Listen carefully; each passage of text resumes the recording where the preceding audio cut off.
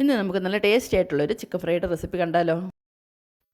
ഒരു പാത്രത്തിലോട്ട് 1/2 കപ്പ് മൈദാപ്പൊടി ഇട്ട് കൊടുക്കുക. അതിനോടൊപ്പം തന്നെ അതേ അളവിൽ തന്നെ കോൺഫ്ലവർ ഇട്ട് കൊടുക്കുക. ഇഞ്ചി വെളുത്തുള്ളി പേസ്റ്റ് 1 ടീസ്പൂൺ ഇട്ട് കൊടുക്കുക. അതിനുശേഷം 1 ടീസ്പൂണ് കാശ്മീരി മുളക് പൊടി ചേർത്ത് കൊടുക്കുക. അതിനോടൊപ്പം തന്നെ 1/4 ടീസ്പൂണ് ചെറിയ ജീരകത്തിൻ്റെ പൊടി ഇട്ട് കൊടുക്കുക. ആവശ്യത്തിന് ഉപ്പ് ചേർത്ത് കുറേശ്ശെ വെള്ളം ഒഴിച്ച് നമുക്കിത് കട്ട കെട്ടാത്ത രീതിയിലൊന്ന് മിക്സ് ചെയ്തെടുക്കാം. ഇവിടെ ഇപ്പം മാവെല്ലാം റെഡി ആയിട്ടുണ്ട്. ഇനി നമുക്ക് കഴുകി വൃത്തിയാക്കി വെച്ചിരിക്കുന്ന ചിക്കൻ്റെ പീസുകൾ ഇതിനകത്തോട്ടിട്ട് നല്ലതുപോലെ മിക്സ് ചെയ്തതിന് ശേഷം ഒരു അരമണിക്കൂറോളം നമുക്കൊന്ന് റെസ്റ്റ് ചെയ്യാൻ വെക്കാം.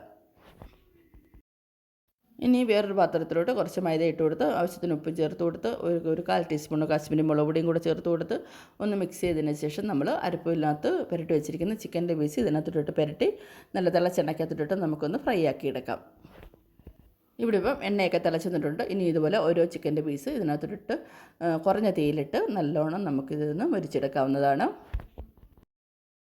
ചിക്കൻ്റെ പീസ് കുറഞ്ഞ തീയിലിട്ട് തിരിച്ച് മറിച്ച് വിട്ട് ഫ്രൈ ആയതിന് ശേഷം നമുക്കിത് ഈ ഒരു പാകത്തിൽ നമുക്ക് കോരിയെടുക്കാവുന്നതാണ്. തട്ടുകടയിൽ നിന്നൊക്കെ കിട്ടുന്ന അതേ ഒരു ചിക്കൻ ഫ്രൈയുടെ ടേസ്റ്റ് തന്നെയാണ് ഈ ഒരു ചിക്കൻ ഫ്രൈക്ക്. അപ്പോൾ എല്ലാവരും ഇതുപോലെ ഒന്ന് ചെയ്ത് നോക്കുക. വളരെ വേഗത്തിൽ തന്നെ നമുക്ക് വീട്ടിൽ തന്നെ നല്ല ടേസ്റ്റ് ആയിട്ടുള്ള ചിക്കൻ ഫ്രൈ റെഡിയാക്കി എടുക്കാം.